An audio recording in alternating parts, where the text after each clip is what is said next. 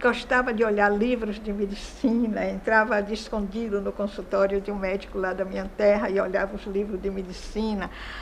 Meu pai era dentista e eu via que ele, sempre que ele estava trabalhando, eu ficava olhando ele trabalhar como dentista, eu via que ele usava anestésico. Aí quando ele viajava, eu pegava o anestésico, preparava a seringa, pegava uma galinha, anestesiava a perna da galinha, e a galinha saía, coitada, arrastando a perna, e eu ficava feliz que eu conseguia anestesiar a perna da galinha.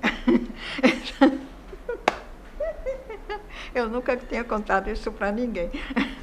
Nunca tive dúvida do vestibular, não fiz vestibular para outra coisa, foi só para medicina em 55.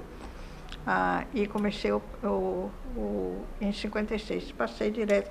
Nessa época, nós éramos 53, 5 mulheres. Desde o primeiro ano, eu comecei a ir atrás de quem fazia pesquisa. E fui atrás, quando estudei histologia, fui atrás de um professor, Miraglia, que ensinava histologia. Eu disse que eu queria estagiar no laboratório. Aí estagiei, abri uns ratinhos, olhava, etc. Pronto. Depois, no primeiro ano. No segundo ano, mas não deu em nada. Não tinha formação de pesquisador para me orientar. E eu ficava fazendo o que eu queria. No segundo ano, aí eu procurei fisiologia. Aí estagiei no laboratório de fisiologia com Jé Simões e Dr. Nalvis. Aí aprendi alguma coisa, tinha um pouco mais de organização. Do terceiro em diante, a gente vai para o Hospital das Clínicas, naquela época.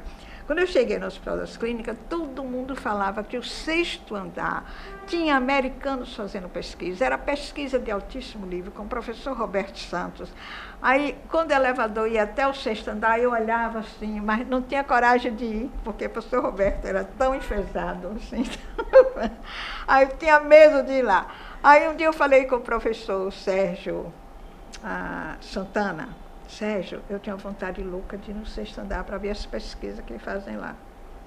Aí ele fez, eu lhe levo agora. Era depois do almoço, aí nós subimos, o professor Roberto estava lá trabalhando. Aí Sérgio disse que eu queria ver, porque eu queria ver o lugar que fazia pesquisa. Ficamos, quando nós saímos, o professor Roberto veio atrás e disse, se você quer fazer pesquisa, pode vir trabalhar aqui. Eu pensei que ele estava falando com o Sérgio. Nem liguei. Aí ele olhou para mim, é com você que eu estou falando. Aí eu disse, eu quero. Aí no outro, não dormi. No outro dia, acabou a aula meio-dia, eu subi direto para o sexto andar. Cheguei lá, o professor Roberto estava pipetando lá com a micropipeta, trabalhando assim com muito cuidado. Ele foi excelente de laboratório. E eu cheguei. Ele olhou, fez, já almoçou? Eu disse, não, vai almoçar e voltei. Não sabia o que era genética, não tinha a menor ideia. Estudei Mendel, as ervilhas, no todo mundo, né? Aí, de um dia, ele me disse, tem uma área aí de desenvolvimento na medicina que é muito promissora, genética médica. Você não se interessaria por isso, não? Não sabia o que era. Aí fui para a biblioteca procurar coisas para ler. Aí ele viajou, me trouxe um livro, Genética Clínica de Sorbe. Era um dos poucos livros dessa época em inglês. E aí eu comecei a ler. Nisso tinha uma bolsa de iniciação científica para trabalhar em genética com a doutora Cora. Eu comecei a trabalhar em genética com a doutora Cora, com essa bolsa que ele arranjou. Mas acontecia que Cora Predeira, ela tinha não sei quantas atividades. Ela dirigia o dispensário Ramiro de Azevedo, ela trabalhava no Hospital Santa Terezinha, ela ensinava no Instituto de Biologia e ela aparecia lá no laboratório de pesquisa às 11h30 e saía meio-dia. E eu não estava aprendendo nada. Aí eu voltei e disse, professor Roberto, eu não estou aprendendo nada. Eu quero voltar para cá. E ele concordou. Aí voltei para trabalhar com ele, fiz seleção para residência. Quando vieram os pesquisadores americanos, estavam visitando o Brasil, que iam montar um grande projeto de pesquisa sobre a população do Nordeste, estavam visitando a universidade procurando jovens interessados em genética para eles selecionarem. Aí visitaram Paraná, São Paulo, Ribeirão Preto, etc. E aqui. O professor Roberto aí mandou me chamar, me apresentou para eles. E foi uma conversa muito interessante, porque o chefe falava um inglês, um português horrível, pior do que meu inglês. E a gente, para se entender, desenhava, eu me esforçava, ele se esforçava. E aí teve essa conversa, eles foram embora. E eu esqueci, só que eles me selecionaram. Selecionaram a mim aqui na Bahia, selecionaram Henrique Krieger no Paraná e Ademar Freire Maia em São Paulo. Era a equipe de 3 brasileiros que eles convidaram. E daí então eu deixei a residência com 6 meses, fui para São Paulo. Trabalhei na coleta de dados na hospedaria de imigrantes. Eu examinei mais de 7.000 pessoas, uma amostra de 1.070 famílias. Examinamos, trabalhamos o ano todo em São Paulo, já contratada por essa pesquisa, não é? Um ano depois da coleta, aí fomos para o Havaí. Eu fui com o visto de imigrante e fui contratada geneticista júnior na Universidade do Havaí. Aí fiquei um ano analisando os dados em Honolulu, nesse grupo de pesquisa. Depois desse ano, aí fui para Seattle, e no pós-doc em genética clínica, trabalhei 2 anos no hospital da Universidade de Seattle. Daí eu já vim embora para o Brasil, estava lá há 3 anos, vim embora. Aí o meu chefe, que foi chefe aqui no Brasil, que foi chefe no Havaí, me convidou para eu voltar para o Havaí, que tinha um grande projeto de pesquisa a ser desenvolvido na Micronésia e que ele queria que eu fosse, que ia ser uma coisa semelhante à que foi feita no Brasil. Eu aceitei e voltei para o Havaí. Daí, veja bem, eu tinha visto de imigrante, eu tinha emprego, tinha uma oferta, porque nos Estados Unidos as pessoas procuram, não é? Aqui no Brasil se joga muita gente boa fora por questões políticas, nos Estados Unidos não. Então, eu tinha um convite para trabalhar na Universidade de Chicago, por indicação do meu chefe, que foi de Seattle. Eu tinha o visto de imigrante. E o governo americano, naquela época, quem obtinha o PhD, eles disponibilizavam se tornar cidadão americano. E eu tinha essa possibilidade. Aí eu parei e pensei que eu podia ficar lá. Estava tudo arrumado. Até um noivo eu tinha. Estava tudo arrumado. Aí eu pensei, se eu ficar, para o resto da minha vida, eu vou ser o rabo do leão. Porque eu, mulher brasileira aqui, nunca vou crescer muito. Se eu voltar para o Brasil, para a minha terra, eu vou ser a cabeça do ratinho. Então, eu vou preferir ser a cabeça do ratinho e voltar para o Brasil. Ciência tem uns inesperados, certo? Nós trabalhamos com uma metodologia que usava um cálculo matemático chamado de isonomia, que é muito importante na genética de populações saber se nós somos parentes.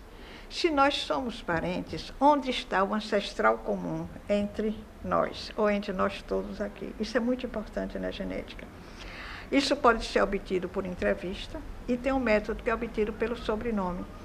Então, qualquer moura, a gente pegava na população os mouras, fazia a tipagem de grupo sanguíneo e calculava a probabilidade daquele moura ser o mesmo moura de um ancestral lá em Portugal que você nunca conheceu.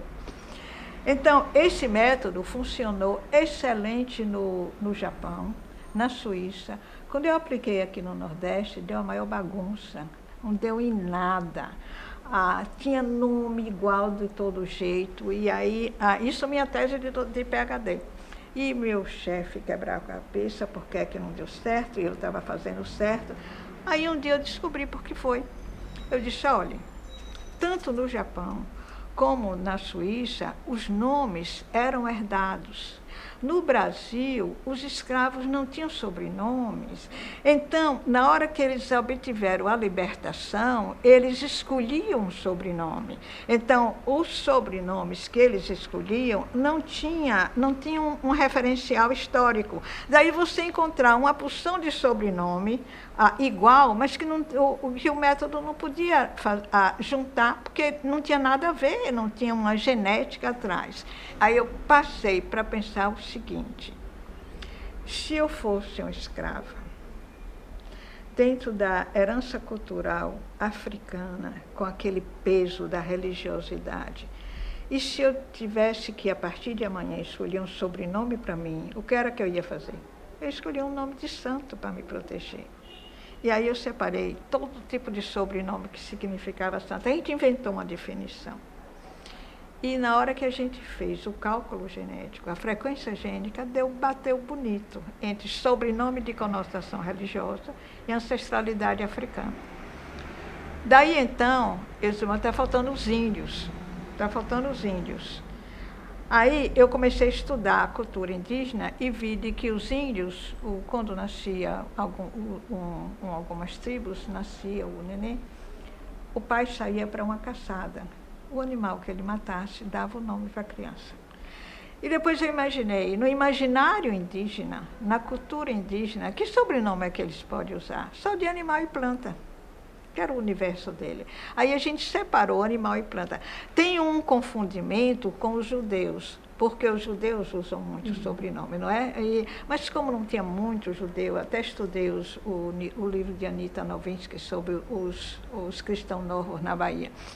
Mas deu certo, a gente separou a população do Nordeste em sobrenome de conotação religiosa, sobrenome de animal e planta e os restantes. E deu certinho, a distribuição de genes acertou. Aí eu publiquei esse trabalho no Current Anthropology, que é uma grande revista nos Estados Unidos. Tudo bem. Aí recebo uma carta, o livro está ali, que eu trouxe para aquele grosseiro. Recebo uma carta do diretor da sociedade, presidente da Sociedade Linguística da Europa, Dr. Mário Aline, me dizendo que eu tinha resolvido um grande problema, até hoje eu decorei esse nome, porque eu nem sabia o que era, de tipologia semântica de nomes de família. E ele estava encantado pelo meu trabalho. Eu digo, meu Deus do céu, não foi tanto sucesso na genética, então vai para a área de linguística. Olha, esse grupo de linguistas da Europa não saiu do meu pé um tempão. Eu escrevi uns 2 artigos, e aquele livro ali foi um livro de comemoração dos 60 anos dele. O primeiro artigo sou eu que escrevo. Porque resolvi uma coisa que eu nem sabia que era problema e nem sabia que existia, mas ciência é assim.